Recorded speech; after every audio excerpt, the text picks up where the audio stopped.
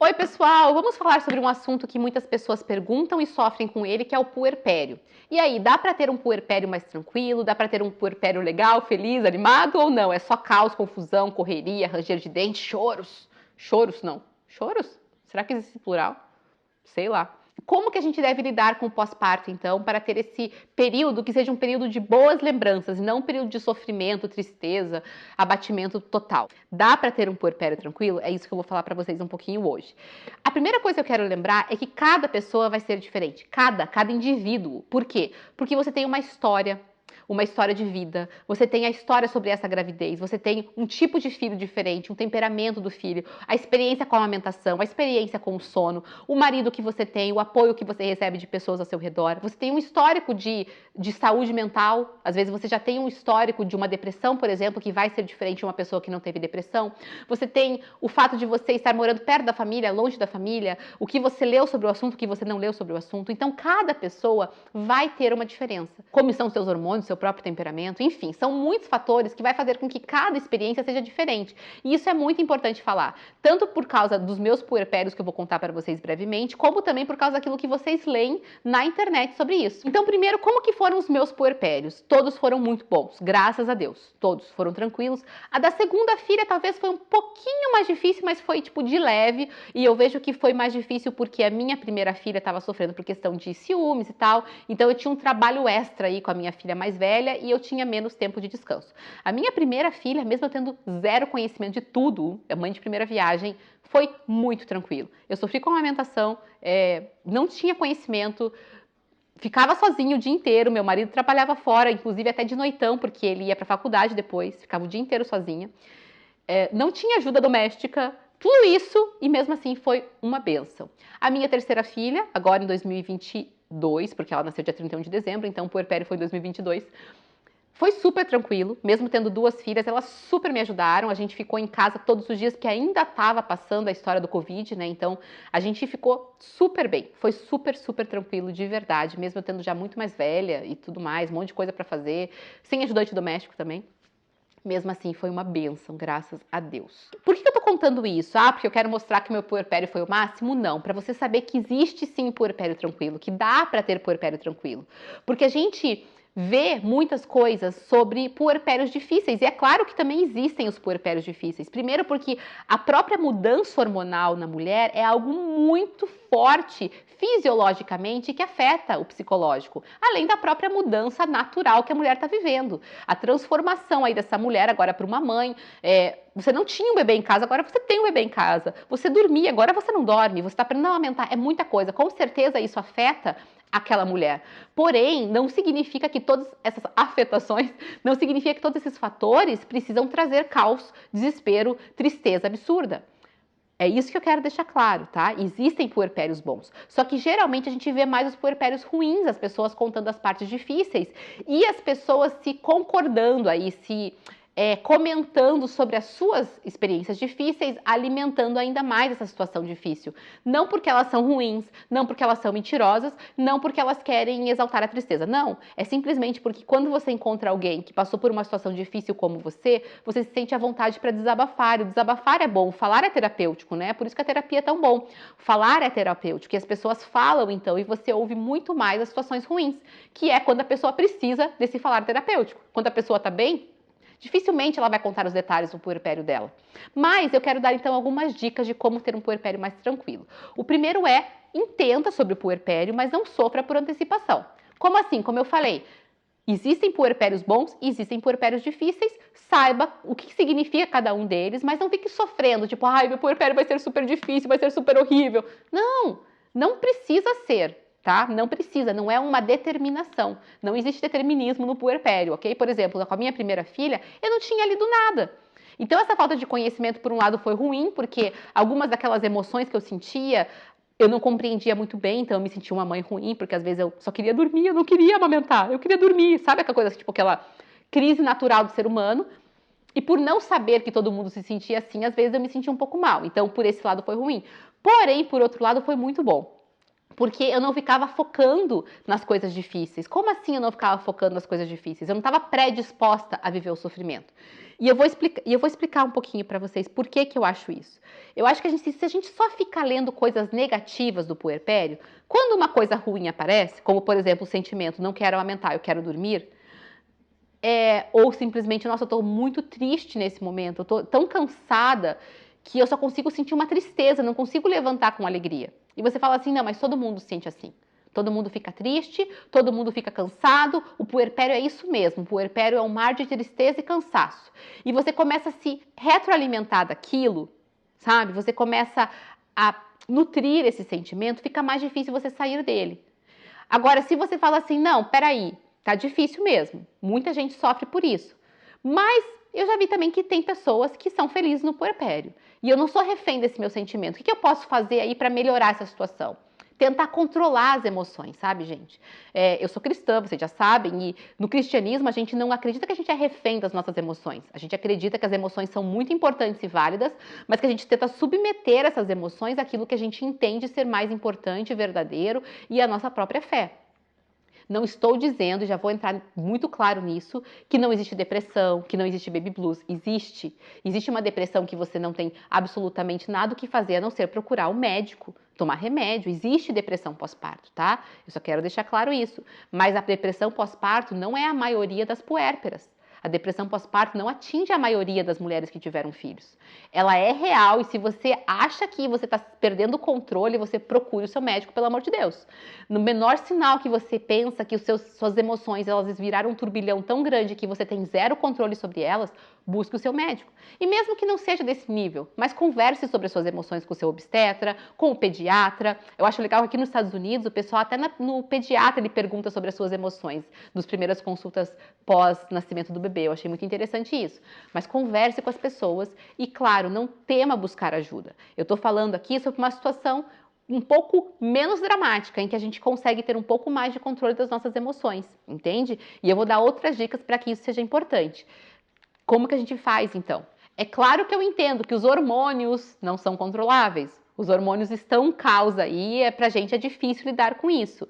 Por isso que é importante você conversar com o seu médico, você buscar ajuda da parte fisiológica, mas também não se entregar na parte emocional. Tem depressão, existe depressão, é outro caso, tá? Eu tô falando para as mulheres que são a maioria que não estão passando por depressão pós-parto.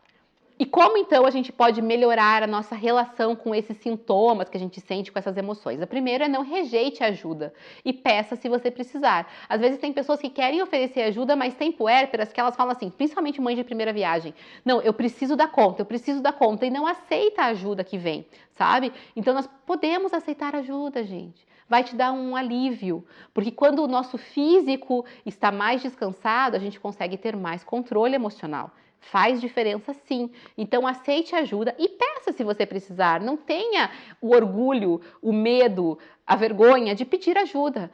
Mãe, irmã, tia, alguém pode vir aqui hoje e ficar 3 horas com o bebê para eu tentar dar uma cochilada?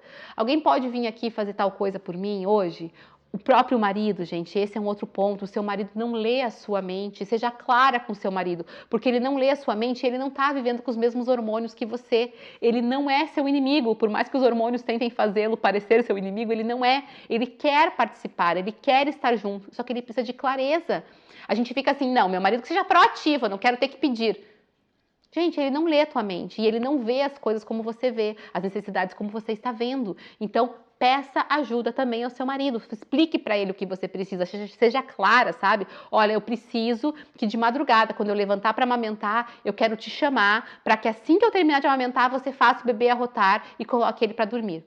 Pronto, foi claro, sabe? E quando acordar de madrugada, ai, ele não acordou, não ouviu o bebê chorando. Acorda ele então!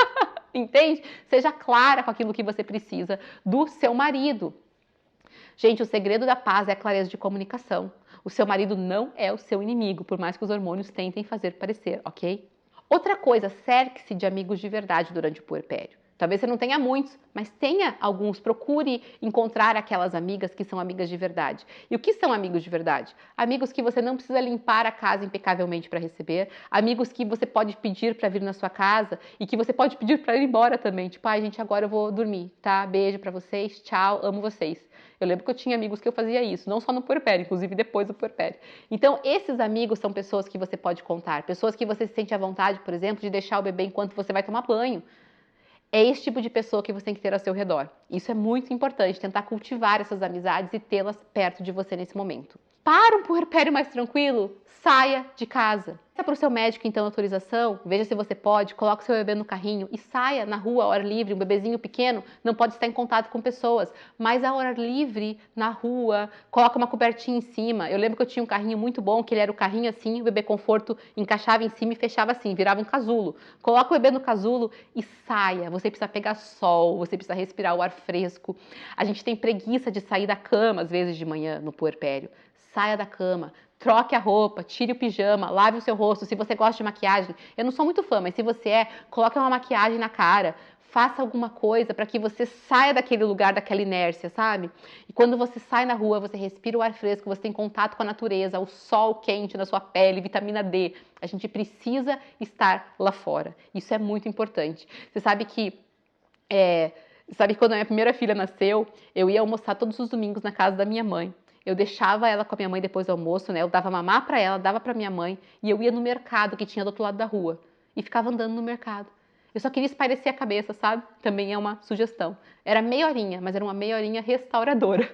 Isso é uma outra coisa também. Confie mais no seu marido ou na sua mãe, por exemplo, na sua sogra, alguém que possa ficar com o bebê nesses períodos curtos de tempo. Às vezes você acabou de mamar, você sabe que o bebê vai dormir meia hora, o bebê vai dormir 20 minutos.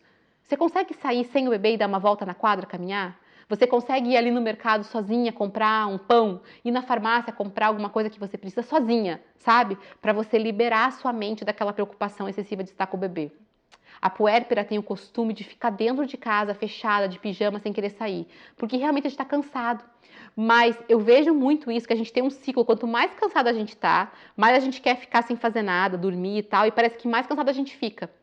Então, às vezes, você precisa quebrar essa inércia, sabe? Não, eu vou levantar e vou sair. E isso te dá um novo ânimo, te dá uma nova energia. Experimente sair de casa. Durma quando o bebê dormir. Essa dica, gente, é meio sacanagem, eu brinco, né? Porque tá, então você vai limpar a casa quando o bebê limpar a casa, você vai dar atenção pro filho mais velho quando o bebê dá atenção pro filho mais velho, você vai tomar banho quando o bebê toma banho? Não dá, né? Então, nem sempre dá para dormir quando o bebê dorme. Porém, se você tiver essa possibilidade, eu sei que nem todo mundo pode, especialmente quem tem mais filhos, mas se você tiver a possibilidade de encontrar um horário específico que o bebê dorme, ele sempre dorme de manhã ou à tarde, para você sonecar junto com ele. Então eu lembro que a Manuela tinha uma soneca que ela fazia pela manhã, que era a segunda soneca da manhã. Geralmente nessa hora eu conseguia dormir uns 20 minutinhos. Mas é claro, primeira filha, segunda já não deu, terceira já não deu. já passou. Mas enfim, se você conseguir pelo menos nesse puerpério, pelo menos nesse primeiro mês, dormir um pouco enquanto a criança dorme, isso vai dar um renovo para você aí físico, que vai refletir, é claro, nas emoções e no puerpério de maneira geral. Não tenha medo de procurar ajuda profissional, é aquilo que eu falei, depressão existe, é um fato. Não tenha medo de falar sobre os seus sentimentos com o seu médico, ele não vai achar que você é maluca, ele não vai achar que você é uma mãe ruim, ele está pronto para te ouvir, ele é preparado para te ouvir, então fale sobre as suas emoções. Se possível, na primeira consulta com o obstetra de retorno, já fale para ele o que você está sentindo. Se tiver oportunidade no pediatra, já fale o que você está sentindo. Seja clara, comente o que você está sentindo, porque ele vai dizer para você, não, isso é normal, ou não, isso é mais grave, você precisa de um outro tipo de ajuda, ok? Procure ajuda, converse sobre as suas emoções. O puerpério, gente, é aqueles primeiros dias que você vai estar com o seu bebê, aí o primeiro mês que você vai estar com o seu bebê. Seja mãe de primeira viagem ou não, é para ser um momento agradável. É para você olhar para trás e lembrar desses momentos e falar, nossa, como era gostoso ficar deitado na minha cama depois de amamentar com o bebê. Como era gostoso dar uma volta na quadra, pegar um solzinho. Ai, como era gostoso cheirar aquele pezinho. E não, ai, como era tenso, como era difícil, como era escuro, como era sombrio. Entende? Então vamos tentar viver puerpérios mais leves e tranquilos para que a gente tenha boas memórias e essa primeira conexão com os nossos filhos seja agradável, feliz. Novamente eu digo, eu sei que não é fácil. Eu falei que eu tive puerpérios tranquilos não porque foram naturalmente tranquilos exteriormente, mas porque eu me comprometi a tentar fazer o máximo que estava ao meu alcance para isso. Claro que existem fatores que fogem do nosso controle. Com certeza tem fatores que fogem do seu controle. Mas não aceite para si que o puerpério tem que ser sempre sofrido, sempre difícil, sempre triste. Não precisa. Dá para ser diferente. Então essas foram algumas dicas que eu dou, mas lembrando que cada um vai ser diferente, você não vai ser igual a mim, mesmo usando todas as dicas, porque o seu temperamento é diferente, seu filho é diferente, sua experiência é diferente. Talvez seu puerpério seja muito melhor que o meu, inclusive, e é isso que eu desejo para cada uma de vocês que estão vendo esse vídeo.